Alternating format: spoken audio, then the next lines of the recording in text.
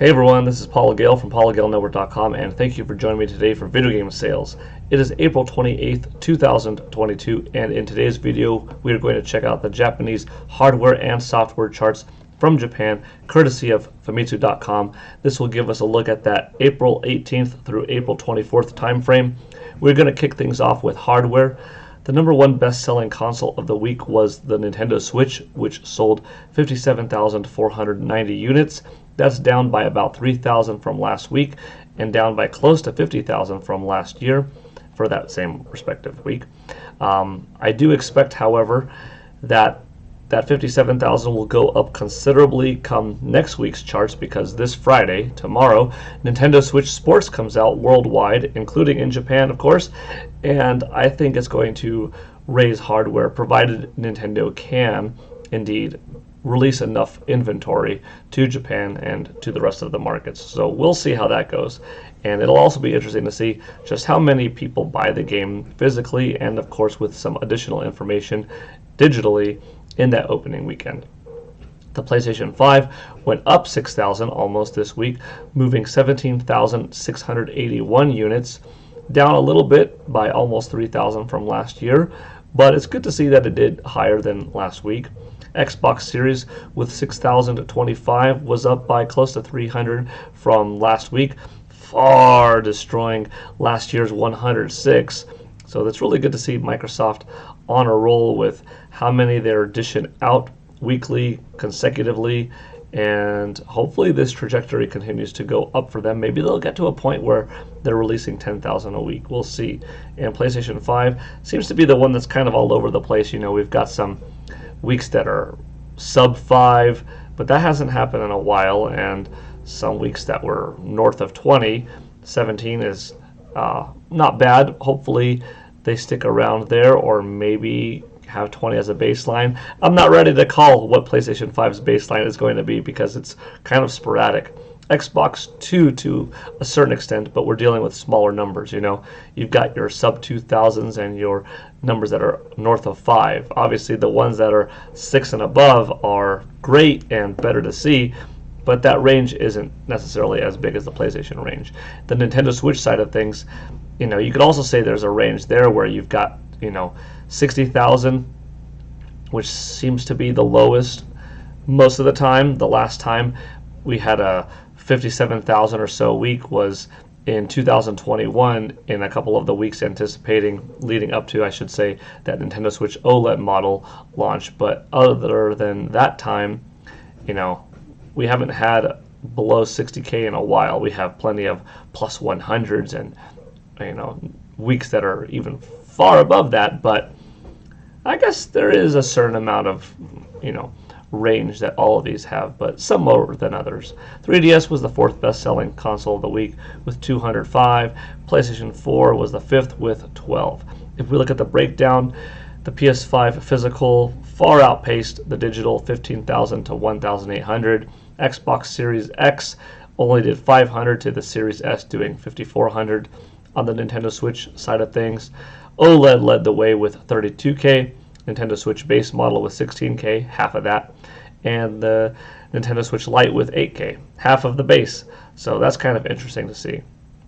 It's really a matter of stock shortages. You know, Xbox Series could have done over 10,000 because we have seen the Series X do a lot better than 566. So it's not that nobody wanted it, they just weren't available.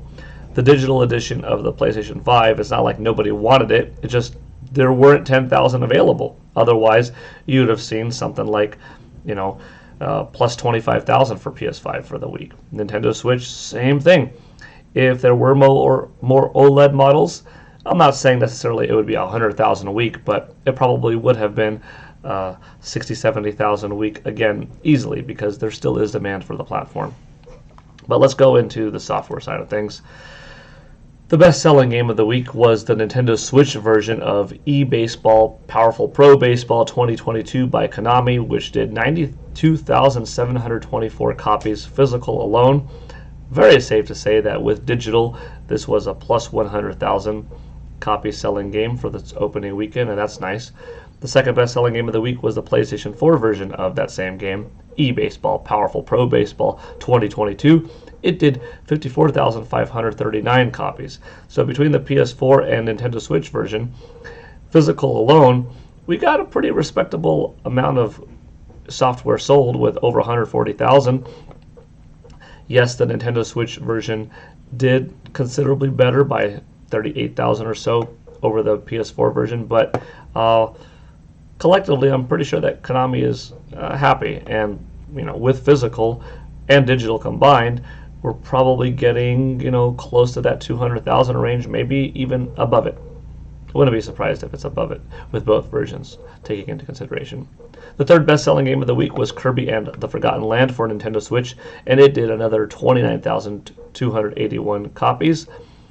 Holding it in there. A lot of these Nintendo Switch games are having very soft drops week in and week out and are showing some strong legs. Pretty good to see. Number 4, Mario Kart 8 Deluxe, doing 11,872 copies. Number 5, a new release, Yomawari 3 for Nintendo Switch, doing 11,129 copies. In 6th, Minecraft for Nintendo Switch, doing 7,841. In 7th, Super Smash Bros. Ultimate for Nintendo Switch, selling 6,372 copies. In 8th place, the second PlayStation 4 game on this chart, Hyperdimension Neptunia, Sisters vs. Sisters, and it did 6,268 copies. In 9th was 13 Sentinels, Aegis Rim on Nintendo Switch, moving 6,017 units. And in 10th place, Pocky and Rocky Reshrined for Nintendo Switch, another new game for this week, doing 5,747 units. Overall, that's an 8-2 split of Nintendo Switch software to PlayStation 4 software. Not a bad chart. Half of the chart exactly.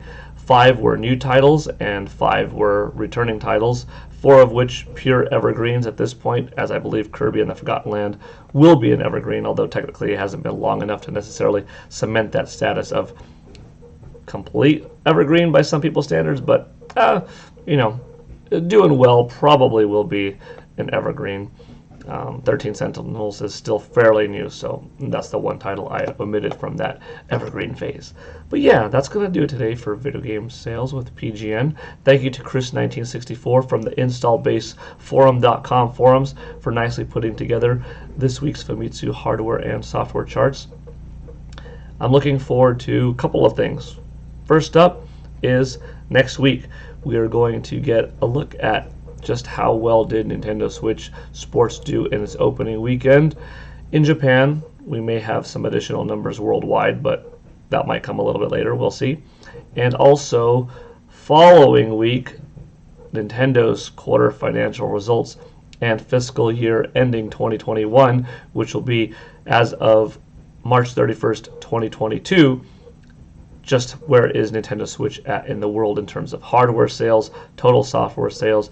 We'll get some official updates on things like Metroid Dread, Pokemon Legends Arceus, Pokemon Brilliant Diamond, and Pokemon Shining Pearl. And of course, expect Mario Kart 8 Deluxe in there, and Animal Crossing, Super Smash Bros. Ultimate updated figures. There could be some surprises along the way. It'll be good to see Kirby and the Forgotten Land. That's another one. Just how well did it do? Keep in mind, it came out in the last 7 days of March, so it's only going to have a week's worth of data, but it's going to be pretty big, and it's going to surprise some people because we know that in its opening weekend, it debuted very strongly worldwide, and it of course had several more days after that to sell in the month of March. But all right, this is PGN signing out. Hope you all have a good one, and I'll see you next time. Take it easy. Bye.